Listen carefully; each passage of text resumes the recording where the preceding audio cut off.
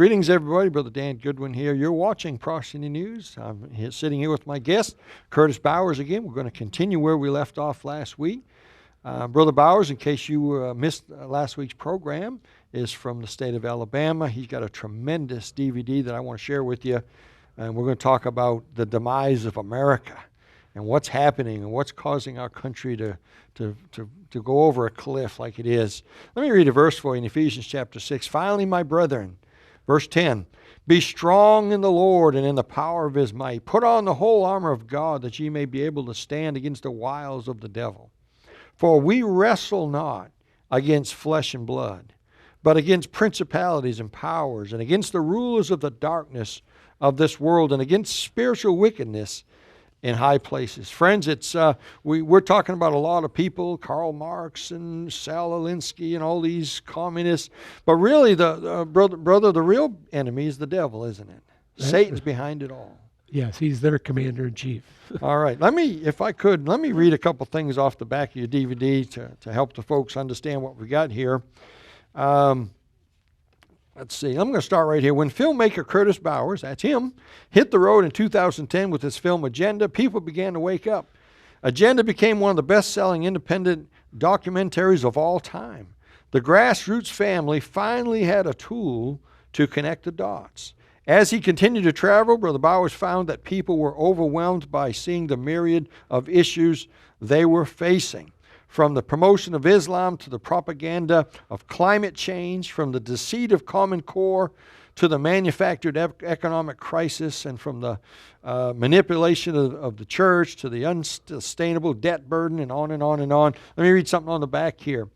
When Idaho legislator Curtis Bowers wrote a letter to the editor about the drastic changes in America's culture, it became the feature story on the evening news. People protested at the Capitol, and for weeks the local newspapers were filled with responses. Now, this was when you was a legislator, right? Tell us a little bit about that. Well, I wrote about a meeting in 1992. John Stormer had asked me to go to a meeting of the Communist Party at the University of California, Berkeley. Again, to remind people where America was then in the world. In 1989, the Berlin Wall came down. Mm-hmm. Then in December of 91, the Soviet Union dissolved, and everyone said communism is dead and gone. Now, this is the summer of 92. 6 months later, they were having a meeting, and he knew he couldn't go because his face had been on the cover of millions. Now, tell him who John Stormer is real quick. He wrote the book None Dare Call It Treason that we mentioned in the last episode, and had written many anti-communist books over the years exposing what they were doing. And Reagan believed he was instrumental in getting him in office. Yes, he said, because the kind of conservative movement was started by his book, None Dare Call It Treason, in the 60s.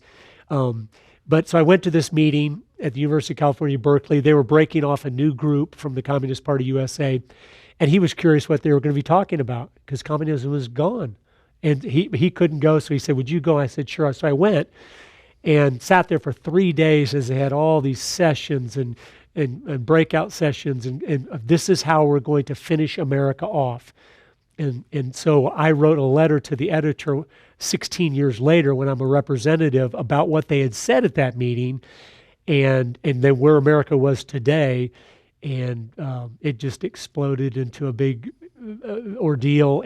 But that's where these films came from. I started digging and studying more about what was going on. So they were upset that you for what you said. Yeah, and all I said was what they had said at the meetings.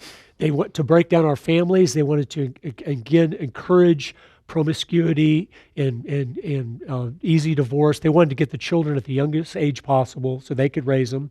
And we just wanted to get the women out of the home, basically, is what their goal was. And then to destroy our free enterprise system they thought was so evil and so unjust. They said we need to get behind the environmental movement because we feel that can create enough regulation to drive business out of America. And that, again, is from 1992. And in 92, the environmental movement was very modest. It was people chaining themselves to trees in Oregon and stuff like that. It was nothing mainstream. But they said that's how we're going to use that movement to regulate business out of America. And then the last thing they say, we need to destroy the culture of morality. And we think the only thing capable of doing that is if we can get Americans to accept homosexuality. So that was in 1992, this communist meeting. That's the three main things they were talking about. Then 16 years later, in 2008, I'm a representative, and I just write a letter saying, hey, it's time to wake up. Look what's happening to our families. Look what's happening to our free enterprise system with all this environmental regulation. And look what's the homosexual movement. How You turned the light on. Yep. And they got upset. Oh, boy, did they. And they always do when you shine the light of truth in the darkness of their lies. And so it became a huge ordeal. But that's where these films came in. I started to really dig in to go, I want to know more about what their plans were, what they were doing besides just that one meeting. And that's when I found The Naked Communist. Is there anybody else besides you that's hitting on this stuff? There's a lot of these people that I interviewed, and when you see the experts I interviewed, many of them have been studying this issue their entire life. And they were a wealth of wisdom. Everyone I interviewed, I was so impressed and learned so much talking to them about what has happened to this country, why it has happened, and then what we need to be doing to make a difference. And so it's...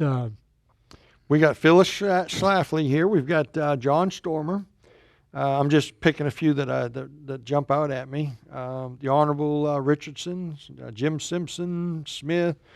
Let's see. Jerry Boykin, who's been on our program, General Boykin. G. Edward Griffin. A lot of our viewers would know who he is. Jekyll Island book. And Ed Meese, who was the Attorney General for Ronald Reagan. Yeah. Alan Keyes. We haven't hit on him yet. He's coming up here in our program today. But so let's jump right in here before we run out of time again. But Karl Marx made the statement: the goal is to dethrone God and destroy capitalism. That's on the DVD. And he was a Jew, and during pre-World War II, actually. Mid-1800s, yeah. Yeah. So way back then. We've got Stalin, who said, if I can control Hollywood, I can rule the world. Now, we talked about that a little bit in the update, but the folks on TV don't get to see that. Tell us a little bit about Stalin's statement there about Hollywood. They understood the importance of influence and controlling a culture.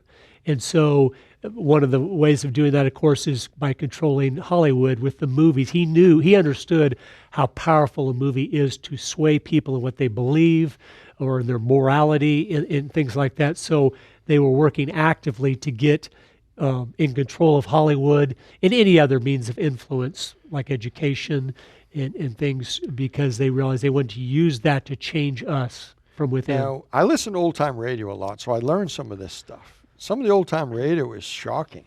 Yeah. They talk about communism like it's a bad thing.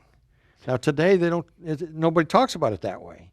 But the guy who introduces the old-time radio, he'll sometimes say, well, this actor was blacklisted during the trials and all that. Do you know anything about that? Was some of that true, that some of these actors that were blacklisted, were they really communist, or were they overblowing this thing? No, they really were.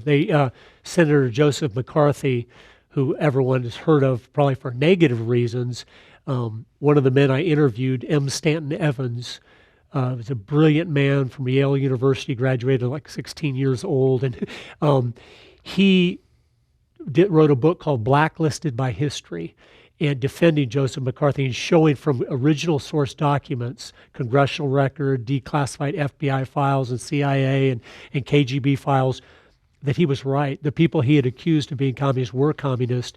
And the reality is the whole McCarthyism, what had happened is the left did to McCarthy what they were accusing him of doing to everybody else. History repeats itself. That's exactly what's going on now. It's one of their main strategies of the left. They're going to accuse you of doing to someone else what they are doing to you. Whether it's being hateful, you're so hateful. No, they're the ones that are so hateful. The Russian collusion with Trump. Exactly. Hillary had gotten $40 million worth of donations from Russia as Secretary of the State. They didn't want that investigated, so they had to instantly accuse Donald Trump, you're in collusion with Russia. Because they knew if we don't start accusing him, he's going to look in and see that she was involved with Russia in a corrupt way. And so, no, it's age-old strategy. Attack your enemy in accusing them. Lenin said, give me 4 years to teach the children, and I'll have them, they'll never be uprooted. Interesting. Yeah. Now, again, these guys were believers. They believed what they were doing. And they understood the importance of influencing young people. We mentioned it last time, but it has to be reminded, if we are not actively working to keep our own young people, our children, our grandchildren, or people inside the kids inside the church, if we're not teaching and training and discipling and mentoring them, the world will get them because it is after them 100%. Because they know if you have the children, you have the future. Yeah. And we don't seem to get that. We keep talking to each other at our same age and not going for the young people. Every year, a new generation comes out of the high schools and out of the colleges of mostly liberal-minded, unbelieving people.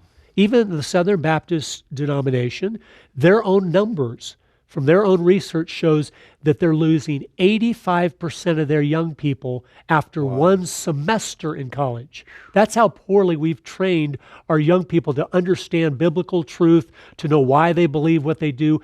They can't even last 3 months at a secular university without turning their back on God, on America, on all the principles that made America what it is. And that's what we've got to change. And that's because before we sent them off to college, we kind of lost our home, didn't we? Yes. The parents, the reality is this. Parents have bought into the lie of delegating all their responsibilities to the school or even the church or little leagues or whatever. And the reality is they might live in the same home with their children, but they have very little influence on their own children. And we've got to change that, though. We've got to repent of that, say, God, I'm sorry for not doing the Deuteronomy 6, where I'm teaching them when I get up in the morning, when I walk along the way, when I sit in my house, when I go to bed at night. That's 4 times a day. We need to change and go back to doing those things. So our kids do understand the times, and so they're not a sucker for all these lies that are coming along. And they realize there is something noble and right to spend their life fighting for, and that's the truth. One thing that's been driven into our heads is this notion that the wife has to work. We can't make it if she doesn't work. That's been driven. People believe it now. That's right. And it's of course it's destroyed the home. There's nobody watching the kids. They're at daycares. They're at babysitters, whatever. Right. And No. yeah. All right. John Dewey, the school system. You talk about him in there. Phyllis Schlafly made an interesting statement on the DVD. She said they discovered they could do more. I can't read my own writing here. They discovered they could do more in the schools than by throwing bombs. And she was talking about the 60s radicals. They tried to create a revolution in America in the 1960s, which is the Marxist way of taking things down, but they weren't successful because they underestimated the Judeo-Christian influence in America that is going to cause a Christian to not start killing other people randomly. And so once that failed, the revolution of the 60s, those radicals all went into the educational system to become the teachers at the teachers' colleges, to be in charge of writing the curriculum for our schools, and going to anywhere they could go that would influence young people. And that has been far more effective for them than throwing the bombs that they were throwing in the 60s. Now, on the DVD, you talk about the fear factor here. And here's what you say. When people are afraid, they will give the government doesn't take it, they'll give the government more power. Explain that. Well, it's happened over and over again. Whether it was after September 11th, we allowed even the Republicans to lead the way to pass the Patriot Act. Has a great name, but the Patriot Act is totally unconstitutional because it does away with our rights to be, we have to be proven guilty before we're accused of being guilty. And on and on. All these constitutional rights that are guaranteed us, the Patriot Act says, no, if we think you're involved in any kind of terrorism, we don't have to give you the due process and stuff. And so that's the way they take those steps. And the environmental movement has become the greatest scheme. I mean, the world's not going to be, we don't have just 12 years or 11 years left. 11 years left. It's unbelievable. And we allow them to teach this to our young people, which makes them so fearful. We wonder why suicide rates have doubled among young people in the last 20 years. It's because we're allowing them to lie to them and teach them being fearful of all these things so they can use our young people to gain more power. That's all it is. What is the foundation of the entire environmental movement? The foundation of the whole thing is this: CO2 is a pollutant. That's laughable if you got a real education in life, because we know CO2 is plant food. Yeah. It's the most vital element of anything in our atmosphere to help everything that is green. And yet they call their movement to cut CO2 the green movement. And a lot of people, here's just an interesting fact we need to know so we can educate those younger than us. The level of CO2 right now in our atmosphere is 1/4 of the optimum level for everything that is green. And so that's why greenhouse growers, they pump carbon dioxide into their greenhouses to double, triple, and quadruple the level of CO2 so the plant growth life just explodes. And they're wanting to cut CO2, which is already actually at a low level right now in our atmosphere. And those lies then allow them to control the people to demand actions that are not only going to hurt the people, it's going to hurt the environment too. And those are the things we have to be educated on. Now, on the DVD, you had Alan Keyes several times. Yes. Oh, boy, you got to love that guy. He made a statement I jotted down. I want you to talk about this. He said, America isn't going to fall. We are falling. That's right. That's scary. It is, but it's true. We keep, especially as Christians, talking about, well, God's going to judge America if we don't wake up. But I think if we open our eyes to what is being accepted in America now, what is being taught our young people, what's happening in so much of the church even, we have to realize, no, it's not something that's coming. We're in the middle of it. A society that would literally start to believe it's good for us to teach our 7 and 8-year-old little boys, you might be a girl, and you might need to have a permanently mutilating surgery right now to become one. I mean, that's so unthinkable, but it's being accepted. And you're under the judgment of God when those kind of lies are believed by a parent for their own child. They will destroy their own child just to be cool or in and be able to say, well, I have a transgender child. I mean, we are under God's judgment right now, and that's what we need to really sober us up, because if things aren't going to get bad, they are bad, and they're getting worse as we speak. Folks, we're talking to Brother Curtis Bowers. We're offering his, I highly recommend you get this, his Agenda DVD set, 2 DVDs, 90 minutes each, 180 minutes. Go to the website, ProtestantNews.com. You can get it there, or call the 800 number, and you can order them right there. Let's keep on going. Why didn't communism die? Real quick. Why didn't communism die? In brief, it's because, unlike Nazism from World War II, that had a trial, the Nazi war trials, everyone knows about those and stuff. They exposed the evils of Nazism to the entire world. And the people that were responsible went to prison or were executed for their war crimes. Well, nothing ever happened to communism. They just said, we're not going to be around anymore. But even leaders like Gorbachev, who had slaughtered hundreds of college students in the early 1990s, a lot of people don't realize that, he didn't. He lives in San Francisco now and has an environmental group there. He never was held accountable, so the world never got to see. Gets invited to speak at college campuses. All over. The world was never got to see behind the curtain of the 135 million communist deaths of the 20th century that we know of. Could have been far more than that. And so it was never exposed as how evil it is. And just a couple of weeks ago, there was a survey done in America of those 35 and under. And 30% of them said they would prefer the communist way of doing things. Now, real quick, the inflation thing, just 30 seconds, if that's possible, because it's fascinating how you brought that out in the film. From 1770 to 1913, 143 years, there was inflation was negative 6%. So everything went down just a little bit over 143 years. Okay, a lot of people, you and I, believe inflation's normal because it's been going on our whole life. Well, in 1913, the Federal Reserve was created, which was one of the key bricks in having world government by the elitists. But it was created and given control of our money system in America, and it's a private bank. It is not, our government has no jurisdiction over it. And they said, we're going to help control inflation. That was the reason they were started. Well, from 1913 today in America, there's been 10,000% inflation. That means everything has gone up 100 times. In 1913, you could buy a very nice home for $4,500. And today it's $450,000. I mean, I was born in 1965, and a brand new Corvette in 1965 was $3,200. And today it's about $70,000. Have Corvettes got more expensive? No, they have not. Our dollar has lost more of its value, and so it takes more of the same dollars to buy the same thing.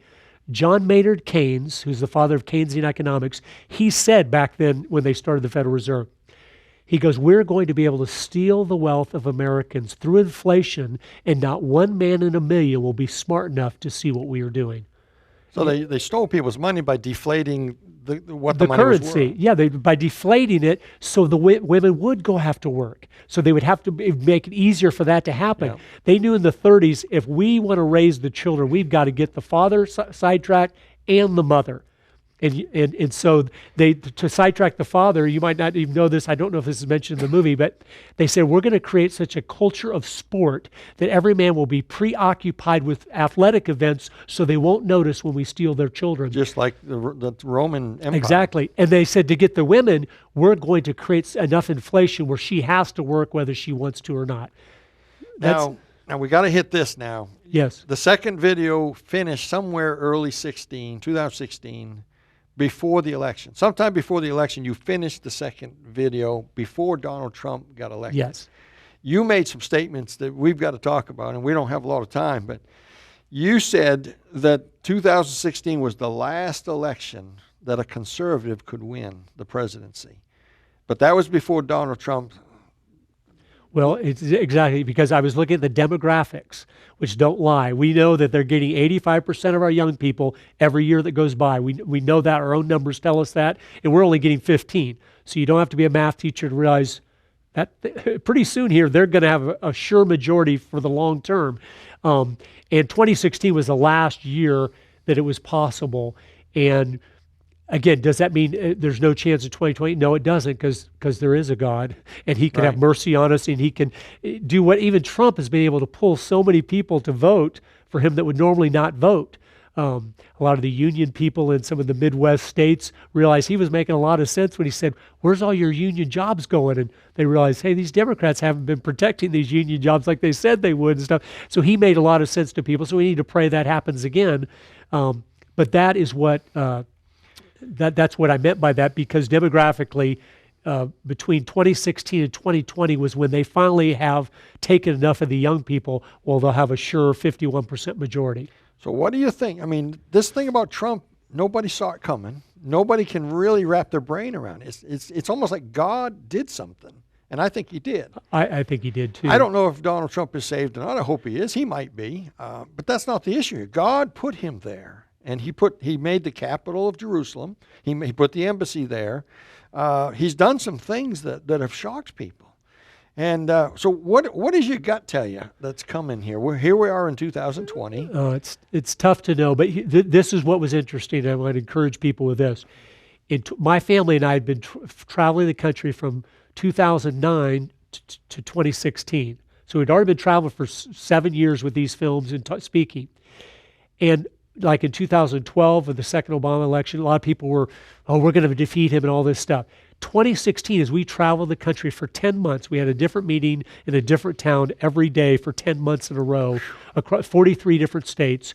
We saw people were praying. We had not seen that in 7 years. People had talked about praying stuff, but we saw everywhere we went, people were praying for our country because they were very concerned. And then all of a sudden, Donald Trump gets elected.